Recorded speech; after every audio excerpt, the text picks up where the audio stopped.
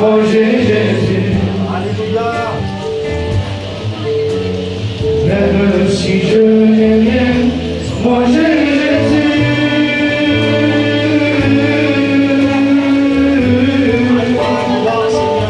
Manger Jésus.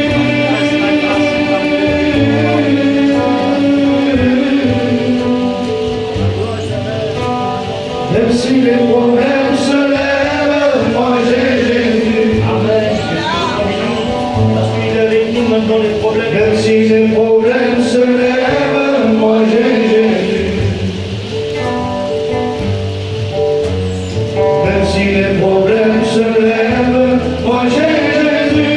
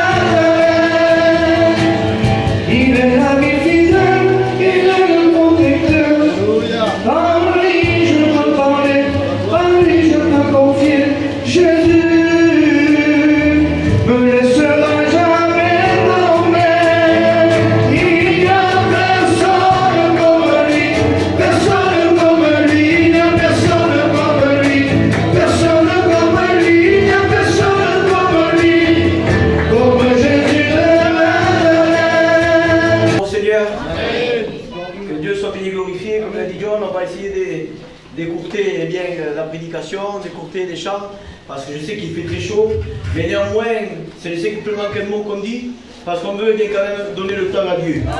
Vous comprenez que même s'il fait chaud, même si, eh bien, c'est vrai, il faut dire la vérité, s'il ferait un peu plus frais, on serait un peu mieux dans la salle, mais il faut donner le temps qu'il faut donner. De toute façon, dehors il pleut, qu'est-ce que vous allez faire dehors? Rien. Même si on arrête la réunion avant, vous n'allez pas sortir, vous allez rester dedans quand même en attendant qu'il arrête de pleuvoir. Alors nous allons donner le temps au Seigneur pour qu'il puisse bien bénir. Amen. Moi je crois de tout mon cœur que même si nous on a chaud, il y en a 3 bientôt qui vont se rafraîchir. Hein?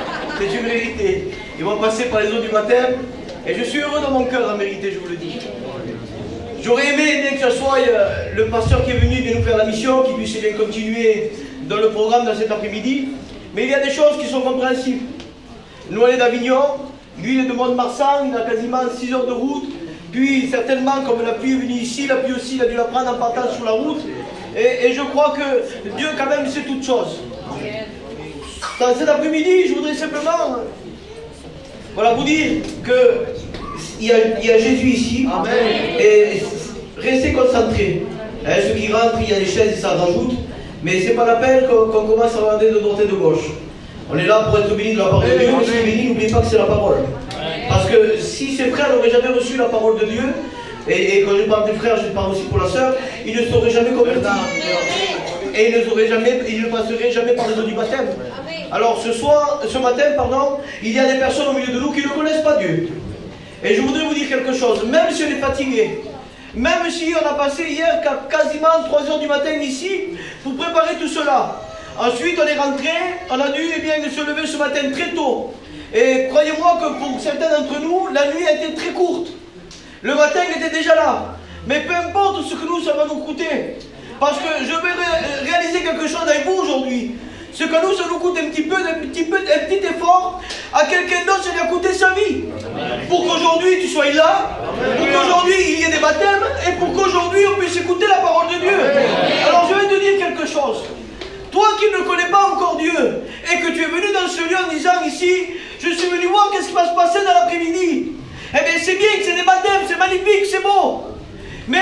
baptise pas pour se sauver. On ne baptise pas pour être pardonné de nos péchés. On ne baptise pas comme dans l'église catholique ou dans laquelle, eh bien, on baptisait des enfants, on baptise des personnes qui sont conscientes. Amen. Mais on baptise surtout des personnes qui sont sauvées. Amen. Et aujourd'hui, j'aimerais te dire quelque chose. Et j'aimerais que quand tu vois, eh bien, les frères et la sœur qui vont passer par les eaux du baptême, je voudrais que tu voies, eh bien, à travers de leur témoignage, à travers de ce qui va se produire aujourd'hui, que tu puisses réaliser que ce qui se passe aujourd'hui pour eux peut se passer aussi aujourd'hui pour toi. Mais il ne suffit pas simplement de venir dans un lieu. Il ne suffit pas simplement de fréquenter le local.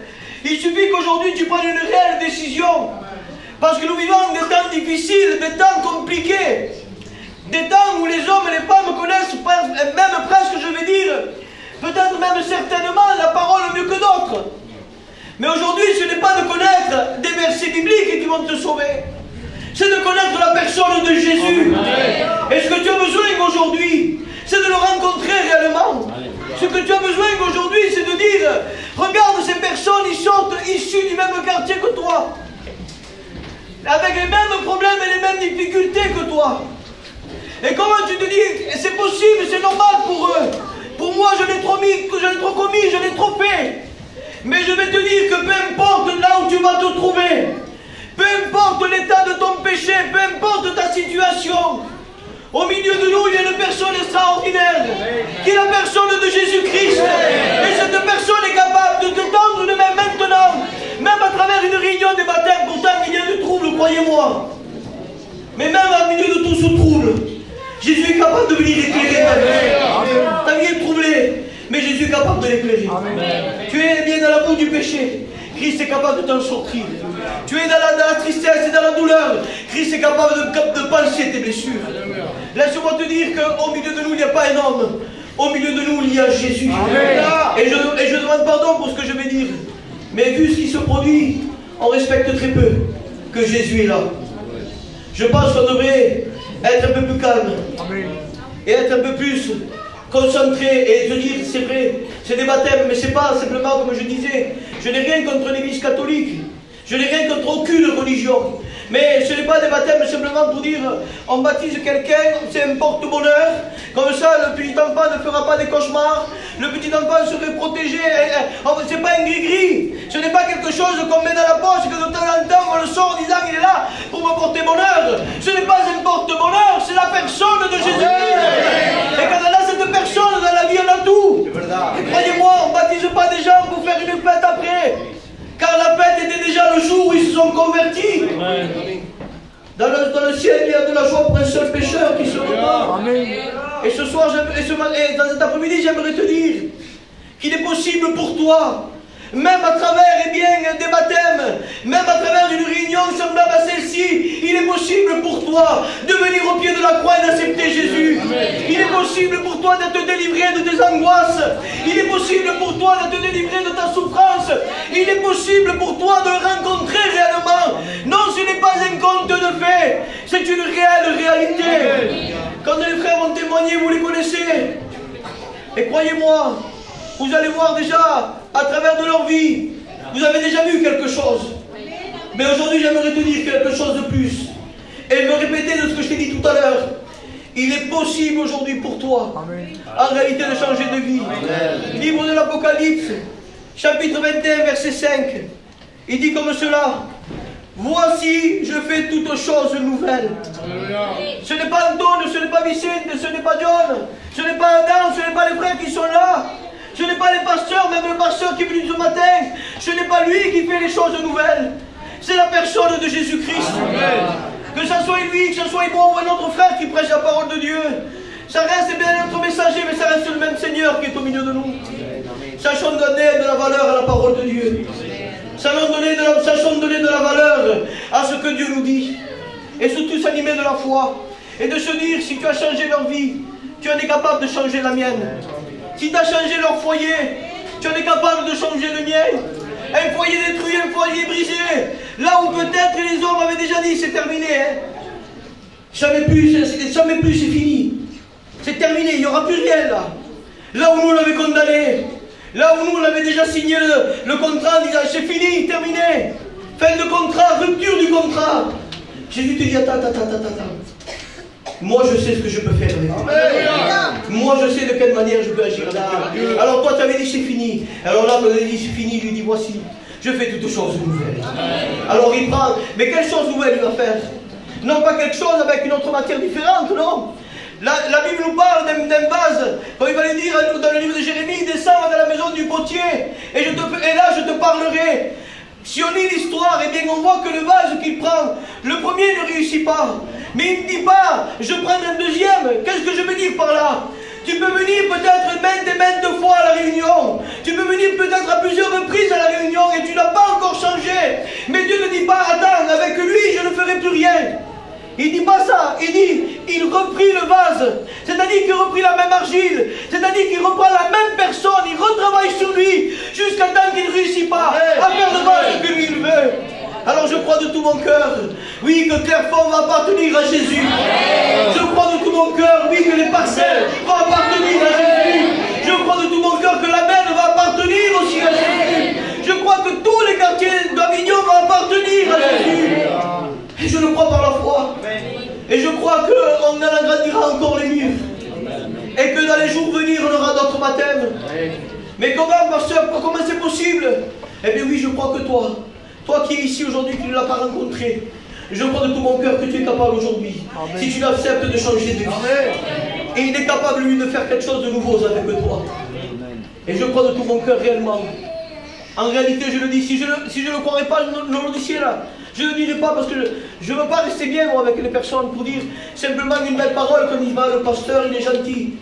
Ce que moi je veux, c'est que même malgré les troubles, malgré la tempête, malgré tout ce qui pourrait y avoir se lever contre la bénédiction de ces matins, contre la bénédiction de cette réunion dans cet après-midi, soyez renversés dans le nom de Jésus. Amen. Et ce que je veux, c'est que les ténèbres te quittent et que tu puisses rentrer dans la lumière de Jésus. Ce que je veux aujourd'hui, c'est que tu puisses réaliser que d'un pécheur, privé de la gloire de Dieu, quelque chose qu'on ne méritait pas, pécheur, péché veut dire manquer la cible, veut dire être en rébellion, veut dire faire la guerre avec Dieu, même nous qui étions ennemis de la croix, quand Dieu est capable aujourd'hui de pouvoir nous réconcilier avec lui. Amen. Dieu est capable aujourd'hui de pardonner tes péchés. Amen. Dieu est capable aujourd'hui de te faire naître de nouveau. Amen. Et qui sait, peut-être même aussi un jour, eh bien je serai dans la joie avec mes frères de pouvoir aussi te baptiser. Amen.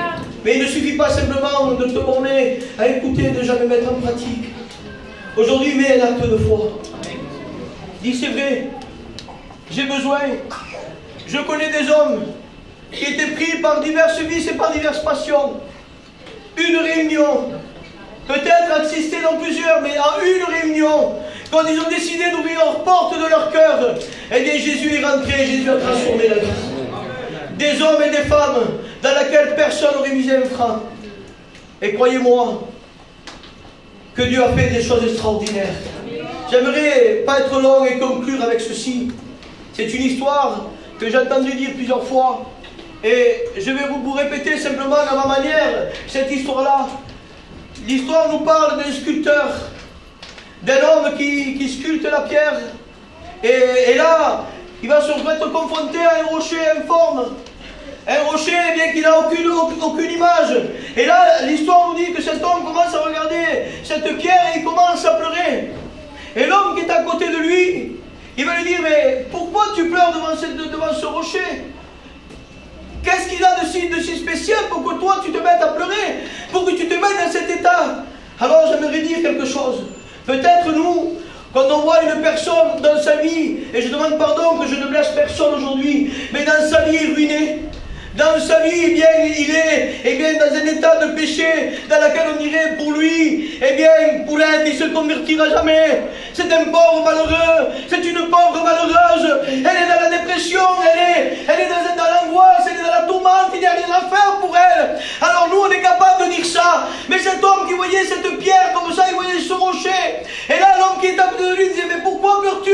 Il dit, parce que toi, tu ne comprends pas. Moi, je suis un sculpteur et je sais le travail que je peux faire sur cette pierre. Alors Dieu te dit la même chose. Toi tu ne comprends pas, mais moi je sais ce que je peux faire avec cette créature. Je peux la transformer complètement. Alors j'aimerais te dire qu'aujourd'hui il y a quelque chose d'important. C'est que ce ne sont pas des paroles d'un homme qu'on dit, mais ce sont des paroles qui viennent du ciel. Alors si tu veux, eh bien pour toi il est possible de rencontrer le Maître. Pour toi il est possible, toi aussi, un jour de passer par les eaux du baptême. Pour toi il est possible aussi de rencontrer Jésus, de faire la paix avec lui. Tu n'es pas né pour souffrir, tu n'es pas né pour vivre, eh bien, pardonne-moi pour l'expression, mais tu n'es pas né pour être dans la boue du péché. Tu es né pour être dans la lumière du Seigneur. Alors je crois qu'aujourd'hui, Christ est capable de te libérer. Christ est capable de changer ta vie. Et pourquoi pas, eh bien un jour ou l'autre, toi aussi, te retrouver à la place de Manu, à la place de Jérôme, à la place de Cynthia. Alors, qui est jaloux aujourd'hui? Qui est jaloux de cette bonne jalousie, hein? De vouloir rencontrer le Maître et de aussi passer par les eaux du baptême. Alors j'aimerais te dire, on va s'incliner par respect à Dieu. Et je voudrais faire un court rappel. Et si tu voudrais, aujourd'hui, c'est le aujourd'hui de Dieu. Là où personne n'aurait rien misé pour toi. Là où les gens m'auraient dit, eh bien écoute-moi, pour lui, eh bien pour elle, c'est fini, il n'y a plus rien à faire. Eh bien pour toi, laisse-moi te dire quelque chose. Que ce que Dieu a fait avec mes frères, la Bible dit qu'il n'a fait exception de personne. Peut-être eh bien tu es dans l'angoisse, peut-être tu es dans la dépression, peut-être eh bien tu es tellement à un point, tu arrives à un point que tu veux t'ôter la vie. Peut-être tu arrives à un point où tu te dis c'est un point de non-retour. Il n'y a plus d'espoir pour moi. Aujourd'hui je voudrais te dire que les ténèbres reculent dans le nom de Jésus. Maintenant je voudrais lier et chasser tout esprit contraire à la volonté de Dieu. Et que maintenant la présence de Jésus-Christ vienne bien guérir tes blessures. Que la puissance de Jésus-Christ vienne changer. Et bien toute cette tristesse en joie. Que la puissance de Jésus-Christ maintenant vienne bien combler ton cœur. Je voudrais simplement faire un court rappel. Te donner cette invitation à toi aussi. Cette invitation merveilleuse qu'un jour Jésus m'a donnée. Vous savez, un jour le diable va parler. Comment le diable parle? Bien sûr que le diable parle.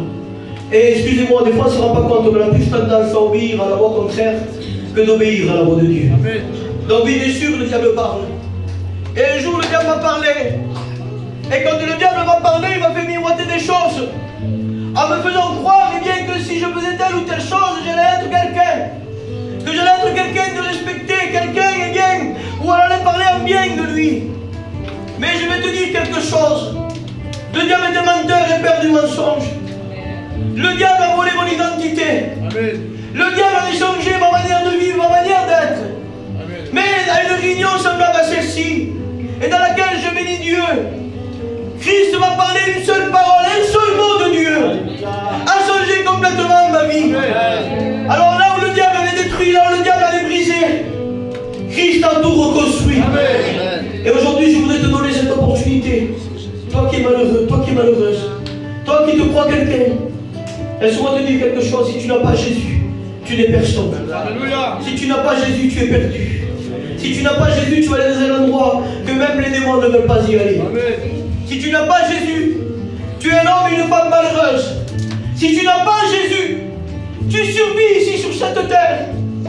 Tu es capable de pratiquer des choses, et bien des choses que là tu es là aujourd'hui. Et peut-être l'instant d'après tu sors de cette réunion et tu peux perdre la vie. Amen. Mais avec Jésus c'est toute autre chose. Avec Jésus tu vas gagner la vie au nom de Jésus. Avec Jésus c'est toute autre chose. Tu vas recevoir un cadeau qui descend du ciel. Et ce cadeau va t'ouvrir les portes. Et tu vas un jour ou l'autre, et bien tu pourras rentrer toi aussi dans le ciel de gloire. Et là je voudrais dire à ces personnes peut-être qui voudraient recevoir de Jésus. Ces personnes qui ont été là non pas pour voir un baptême, mais pour voir Jésus. Amen. Parce que les personnes venues voir un baptême, ils ont simplement venu voir un baptême. Même que Jésus les a attirés dans ce lieu. Maintenant c'est ta décision. Mais si on a au milieu de nous des personnes qui disent oui j'en ai marre de souffrir. Oui j'en ai marre de faire une apparence. Oui j'en ai marre de faire un beau sourire devant ma famille pour qu'ils ne voient pas ce qu'il y a à l'intérieur de mon cœur. Mais en réalité mon cœur est brisé, je souffre amèrement. Alors aujourd'hui, au milieu de nous, il y a le consolateur. Si quelqu'un voudrait de Jésus, tu lèves la main de ta place et nous allons prier ensemble. Une main se lève, gloire au Seigneur. Alléluia. Gloire à Dieu. Je je vais vous raconter comment j'ai connu le Seigneur. Déjà, c'est un privilège de raconter le témoignage. Ce privilège-là. Alors, le Seigneur est passé par mon petit-fils. Et moi, je suis Amen. J'ai la joie, Donc, bon, moi, à la base, je n'étais pas chrétien, j'étais catholique. J'ai grandi dans un foyer catholique. Et je n'aimais pas du tout cette église-là, pardonnez-moi mes frères et sœurs. J'ai critiqué, j'ai décidé de méchanceté. J'ai décidé de secte, fait des trucs. Pardonne-moi, Seigneur. J'ai empêché ma femme de venir à l'église. Et puis pendant le fil des années, je l'ai laissé aller, mais pendant longtemps après. Et elle a été avec mes enfants, enfin pas tous mes enfants. Et comment elle m'a fait les noms qu'on n'aimait pas.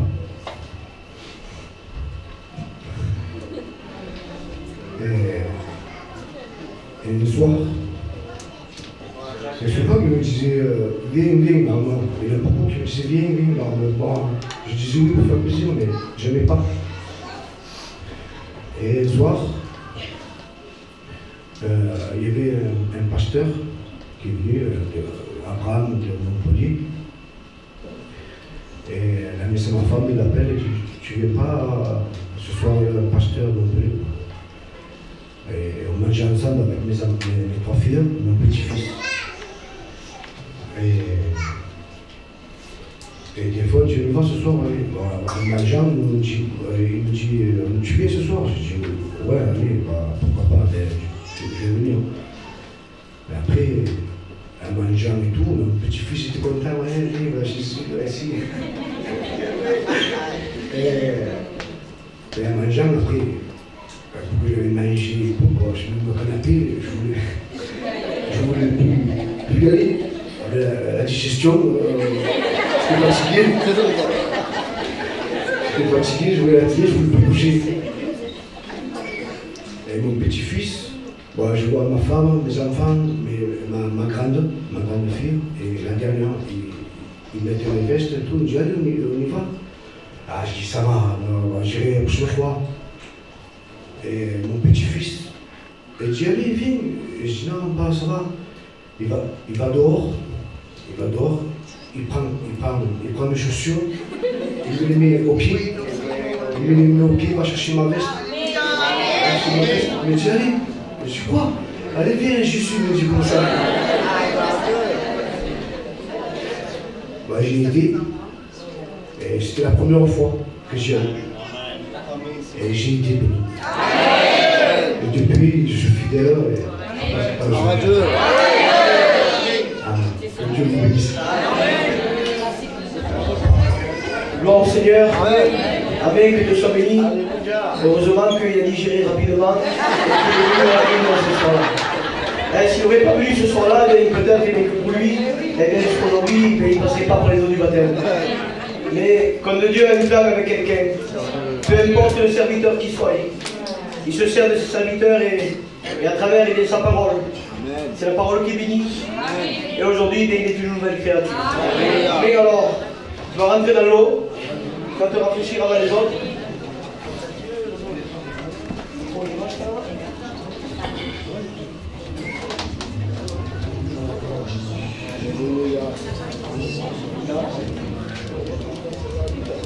Allez, je dis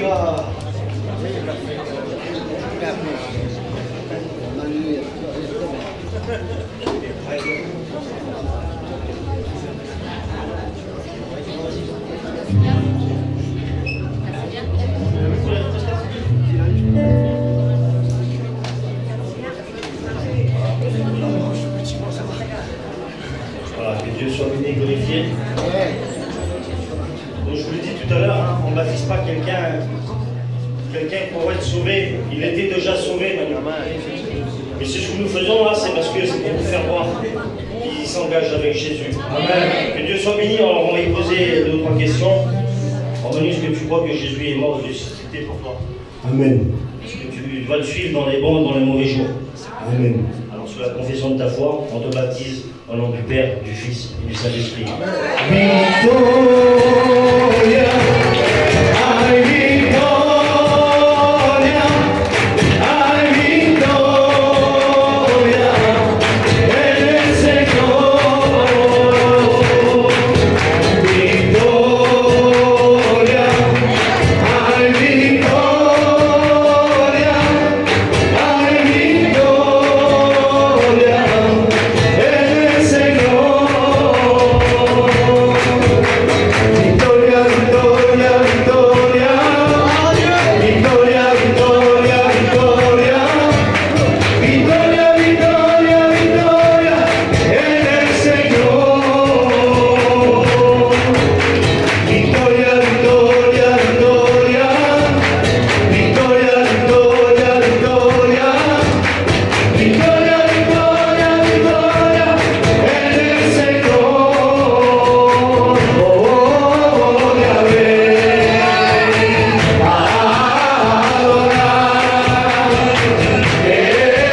Elohim. A ti te queremos cantar. Voy a ver, a adorar, Elohim. A ti te queremos cantar.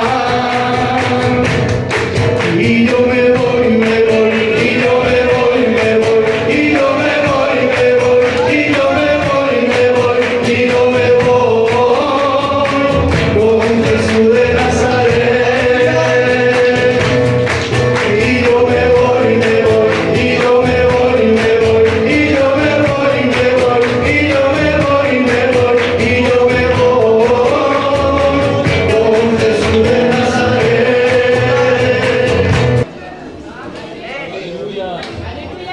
Alors moi je vais vous dire ce qu'a fait que je suis revenue à la Réunion.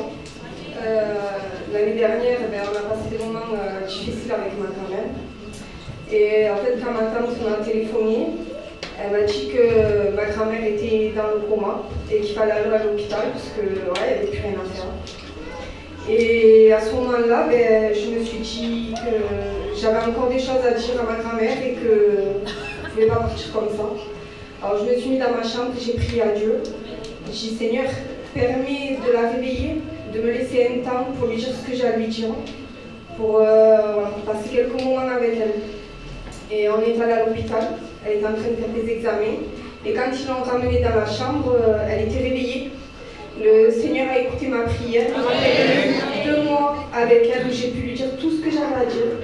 Où le Seigneur a permis qu'elle parte en paix et sans souffrir. Après ça, en octobre, ma nièce est tombée malade. Voilà, on nous a dit qu'elle avait un cancer. Elle avait les examens de la chimio, elle en avait pour un moment. Après la chimio, elle devait se faire opérer, elle devait faire les rayons. Et le Seigneur n'a pas permis. Elle a fait une prière. Au bout de 4 mois, elle était guérie. Et je me suis accrochée à Dieu encore. Et un dimanche, à un culte, il y a une prophétie qui est sortie. Et une prophétie qui était pour moi. J'ai écouté ce que le Seigneur m'a demandé. Et il m'a béni pleinement au-dessus de ce que je croyais. Voilà. Que Dieu vous bénisse. Amen. Gloire à Dieu. Gloire au Seigneur. Amen. Que c'est beau quand on voit une vie qui est complètement transformée. D'une vie détruite, Dieu a reconstruit. Et comme j'ai dit tout à l'heure, eh bien, je crois réellement de tout mon cœur que ce que Dieu fait pour eux, Dieu est capable de le faire aussi pour eux. Amen. Amen. Alors on va dire à Cynthia aussi. Il est où le Manu? Il est attends, deux secondes, on va attendre qu'il arrive. En attendant, avant qu'il arrive, on va chanter un demi captif. Comme ça aussi, de voir qu'il chante de la noce.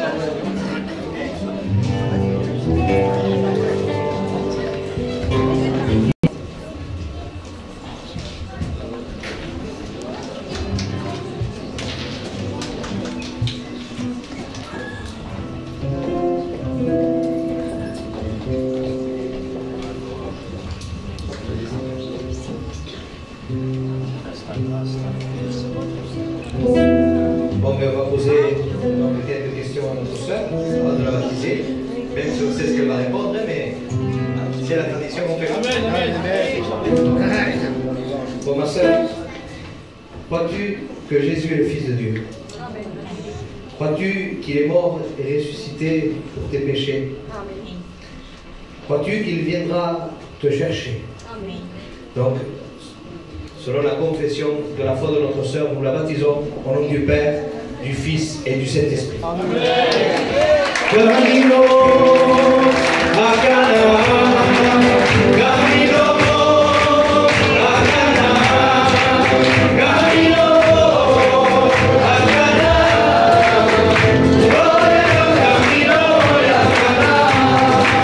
je vais lever à Cana, je vais lever à Cana, je vais lever à Cana.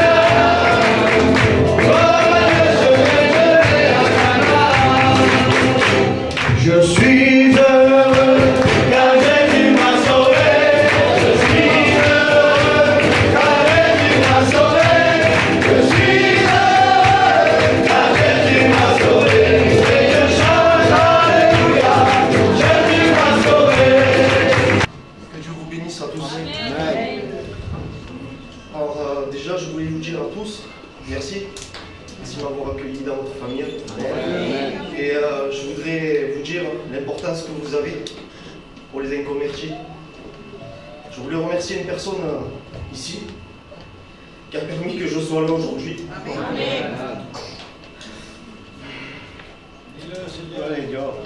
Merci les mille. Amen, amen. Gloire à Dieu. Donc, comment j'ai rencontré Dieu? Émile me disait, mon frère, viens écouter les chants et tout. Je sais que tu aimes les cantiques. Viens. Et comme tout catholique, on disait que c'était une secte ici. Voilà.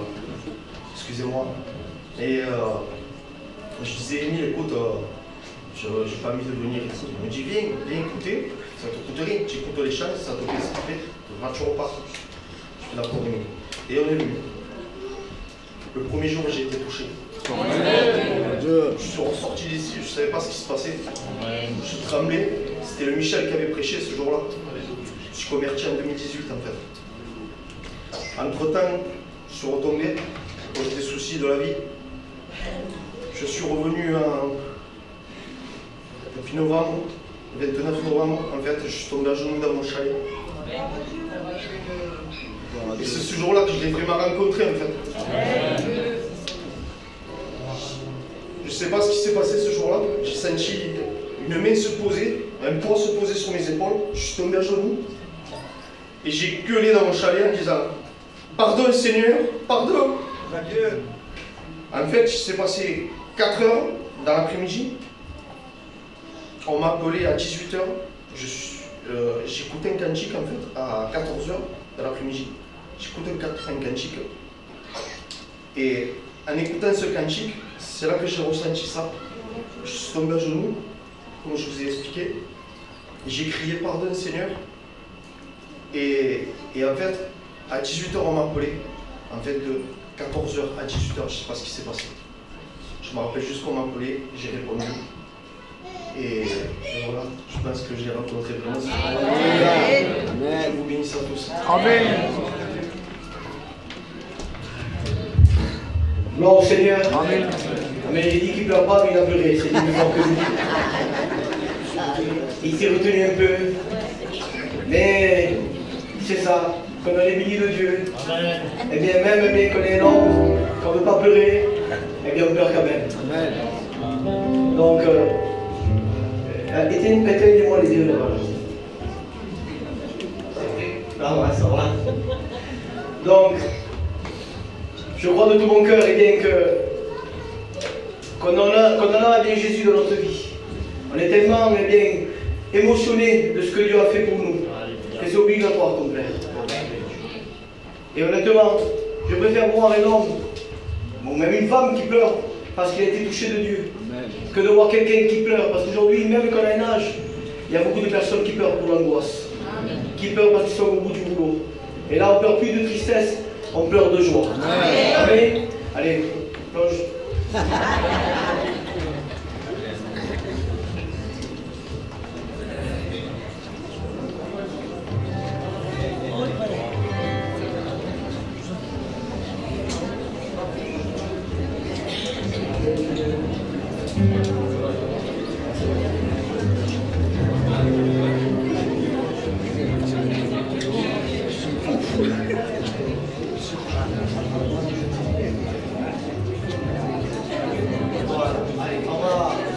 On va être très rapide parce qu'il fait chaud dans l'eau.